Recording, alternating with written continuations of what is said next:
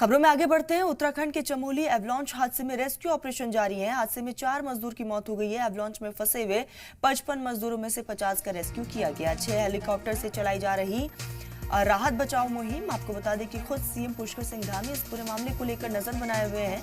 प्रधानमंत्री नरेंद्र मोदी भी सीएम पुष्कर सिंह धामी से लगातार कांटेक्ट में हैं और ऐसे में खुद सीएम पुष्कर सिंह धामी वहां पर पहुंचे हुए थे। उन्होंने हवाई सर्वेक्षण किया, जायजा लिया और अधिकारियों को तमाम दिशा निर्देश भी इस बीच दिए गए हैं और राज्य सरकार की तरफ से राहत बचाव में तेजी लाने के लिए हर मुमकिन कोशिश की बात भी कही गई है।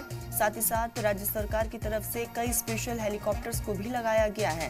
तो आपको बता दें कि 6 हेलीकॉप्टर से इस मुहिम को चलाया जा रहा है। राहत बचाव कार्य लगातार जारी है और खबरों के मुताबिक अभी भी वहां तकरीबन 7 से 8 ऐसे मजदूर हैं जिनकी तलाश लगातार जारी है और इस हादसे में 4 मजदूरों की मौत की खबर सामने आई है। तो उत्तराखंड के चमोली एवलॉन्च हादसे में लगातार रेस्क्यू ऑपरेशन किया जा रहा है।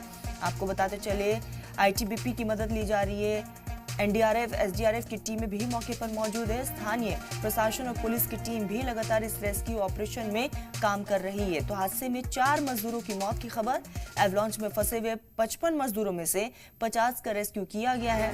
6 हेलीकॉप्टर से इस मुहिम की शुरुआत की गई है और लगातार राहत बचाव कार्य जो है वो किया जा रहा है।